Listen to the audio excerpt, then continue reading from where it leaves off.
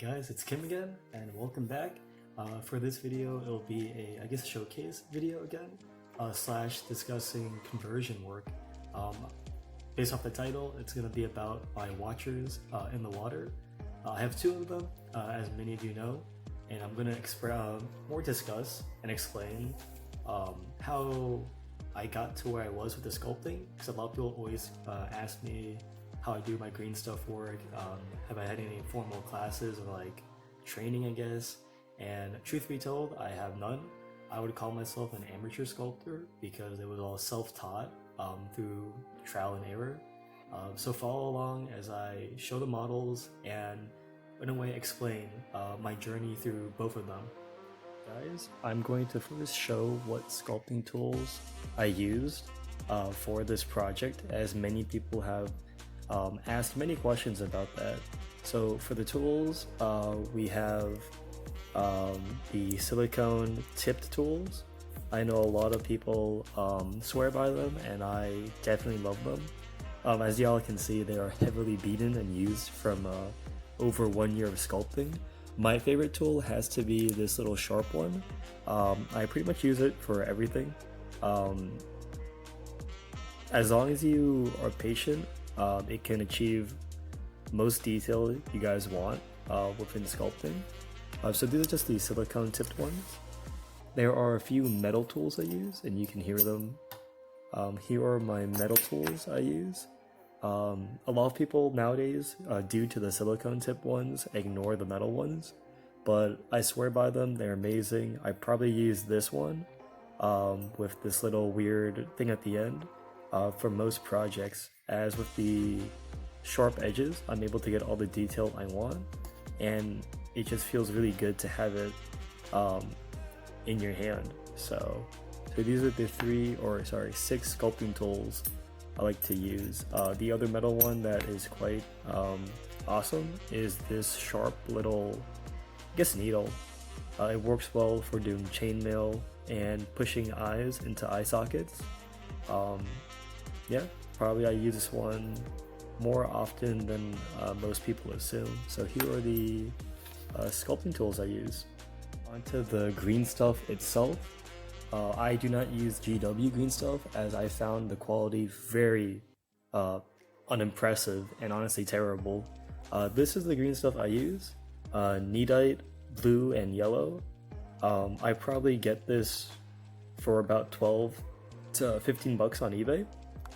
As you guys can see, I've used a lot of it, but this roll is probably almost like, it feels like it's 2 feet long. I'm probably exaggerating, but this has lasted me for so many conversions, which y'all can see on my Instagram. This is my second pack, and it's done so much for me. Probably my favorite green stuff on the market right now, just because the quantity you get and the box design it comes in. It's very convenient, and I like it a lot. So yeah. And of course, the bulk of my watchers are actually comprised of this Milliput standard. It's my favorite Milliput they have. I've probably used 2 of these already, and my watcher probably took only about half of this for the base. So I highly encourage people to use Milliput. It dries in 3 to 5 hours, pretty rock hard, and in 24 hours you can sand it, do a lot of things with it. So this is my go-to putty for these large projects, so I highly encourage people to pick this up. The secret ingredient, this has been talked over by many other sculptors who are much better than me. I use this incredibly smooth hand cream actually for most of my tools in sculpting. I use this plus water. Water doesn't help with the tackiness of the sculpting, so what I usually do is I would grab some of the cream.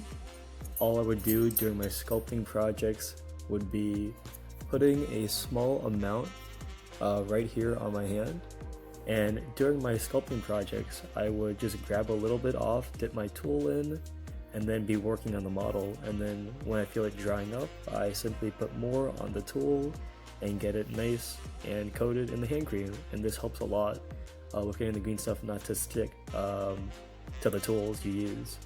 And if you have too much of the stuff on the miniature, simply grab a brush, wet it, and wipe it off and dry off the green stuff.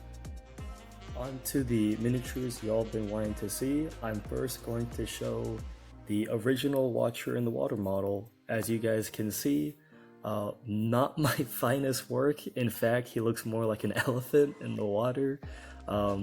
About a year ago, I started sculpting, and I was honestly too poor to purchase the Watcher. So I had a pack of this milliput laying around, and while drinking some soju, I decided I was going to sculpt it. So this is what I got with about a day of sculpting. As you guys can see, I will grab a Morannon orc for scale. He does seem appropriate to what he's portrayed in the movies, and that's the main reason why I even made the Watcher. Was the current miniature is, in my opinion, not the Watcher. It looks like a weird alien Tyranid hybrid, more like a lobster cricket type creature. It's still cool, but I wouldn't use it. It's unplayable. Its arms are all over the base. So with this Watcher in particular, I was, I guess, a little bit drunk, but I was watching the movie scenes, so I tried grabbing the tentacle. As y'all can see, I guess I'll use this little tool. So I sculpted the hands to match the movie a bit, and if we turn him around, you can see him in all of his, I guess, green stuff glory. He is completely sculpted. Majority is milliput, and a lot of it actually is green stuff to get all the detail and the weird texture, as y'all can see, on the Watcher himself. As we push him around, I sculpted all the inner ears. I'm not sure what this was supposed to be. During my time of sculpting, I just sculpted what I thought was cool looking. And as we turn him around, yeah, here's his back. I sculpted little cute barnacles, I guess. And I tried adding a lot of texture, as y'all can see in the video. Painting was a bit rough. The matte varnish I used kind of destroyed the transitions, but he still is a piece I would say I'm proud of. Yeah, nothing more to really say about him besides this whole facial structure here is honestly fucked up. I don't know what I was seeing or looking at.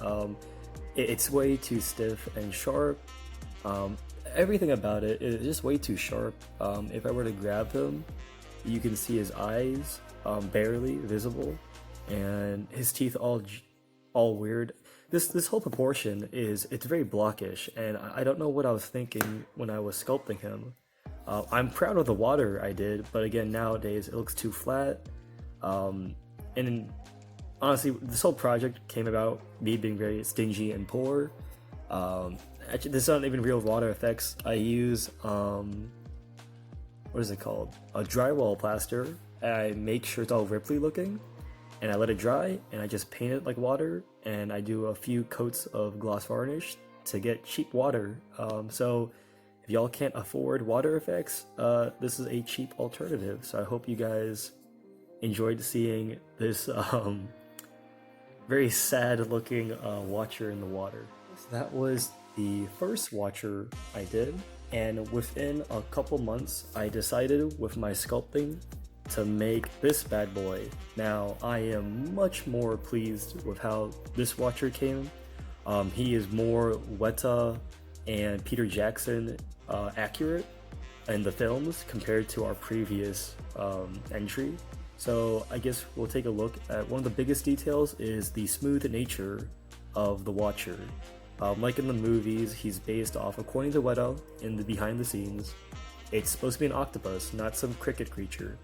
And actually the ears, a lot of people don't notice that in the Weta design, but I sculpted pretty much frills, like gills I guess, because according to them, I forgot who was discussing it in the documentary, but it's supposed to filter the nutrients in the dirty lake. So I thought that's a cool little detail and not go for the weird muscle-y texture I did.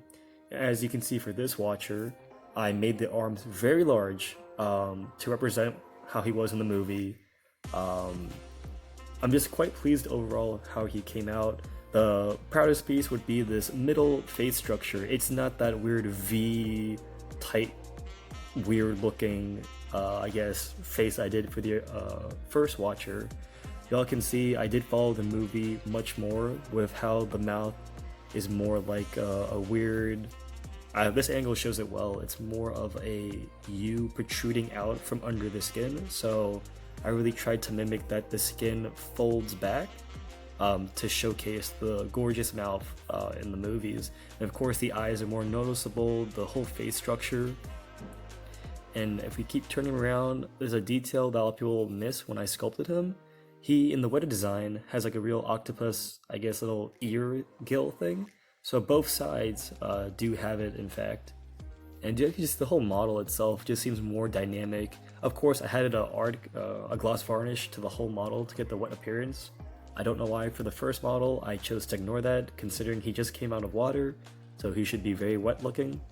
And as you guys can see, the painting itself is much better. You can see more of a wet blend of transition. I love using blues and purples for this color scheme. So, and you can see the whole back itself has a very nice shape to it. I really watched the movie a lot and the behind the scenes and tried to match it as much as possible.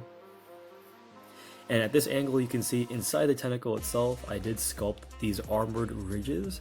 Now, I'm gonna be quite honest, I don't recall if this was on the original Weta design, but I needed to fill this space somehow, and I thought this matched perfectly for that. And here you can see more of the gills, or the gills. Then you can see the other weird octopus ear thing in his head. And once we grab him up, you can see more of the creature, which again, I'm super proud of. The hands look way better. Just the whole motion, the whole curve, they do look like the ones from the movie. And this is a better model to be played with at events and tournaments because he will not be like the official Jiu-Jitsu. He's not going to be smacking models with the unplayable front. And of course, the biggest detail y'all can see is the water itself. Once again, very poor, and I did not want to buy resin. So it pretty much is all this water effect is drywall plaster that I put on, let it dry overnight. Then I painted the whole water, put 3 coats of gloss varnish. Then I got a mix of matte medium and snow effects and PVA to make the sea foam rippling effect. My original model, the water seemed too still, and this is a creature who's bursting out of the water to attack his prey. So I really emphasized that with all the motion I could get in the water. Now, originally the model was supposed to have a tentacle here coming out with a model over his mouth. It was going to be a dwarf, but as you can see, if I had done that, I dry fitted the tentacle. It covered too much of the detail, and I think this is a very good shot of the watcher, so I chose to leave it separate. And I guess I'll talk a bit about the watcher itself. Again, he is primarily milliput. The green stuff was for, I would say, the teeth, as y'all can see the teeth here. Some of the finer details such as these folds and then the bags under the eyes. Of course, all the frills were green stuff and some of these scales were, but actually the bulk of this model was milliput as I wanted the smooth finish, less textures. If I went to my original model, he was more bumpy because I used green stuff over the milliput. But for this one, I kept it intentionally smooth, as smooth as possible to give that aquatic look he had in the movie and the original Weta design. So I guess I'll pull him up closer as y'all can see him in all of his sculpted glory. Just very proud of this model, such a joy, and I probably will be making a third watcher, so I guess in this shot you can see the detail in his eyes. Yeah, so compared to the first model, I'm very proud of this one. I guess I'll do a size comparison as well. Here is another Moranan orc. So he feels very appropriate to the movie compared to the weird fine cast model. I guess for this part, I will be showing both watchers together. So here is the first one and here is the second one. So as y'all can see, this was a massive journey from going from a strange elephant type creature to the Watcher in the Water we know from the movie. Again, both of them have their, I guess, benefits, as he is larger and more intimidating, I guess, but he is very accurate to what we saw in the film. So I hope you guys enjoyed seeing both my Watchers. I hope you guys enjoyed the video. It's a bit of a shorter video as well lately, but hopefully in the future I get more content out. I know a lot of people have been, I guess, enjoying my presence back on YouTube. I know tomorrow I'll be recording a battle report, so stay tuned for that. And if you guys have any more, I guess, ideas on videos, please let me know. I know painting has been a huge request, and I'm still trying to figure out a way to do it, just because when I paint, I kind of like having the model close to me, and I'm just not used to having a camera record everything. So guys, keep hobbying. Again, hit me up on Instagram if you guys want to chat or show me your work in progresses, and see you guys soon.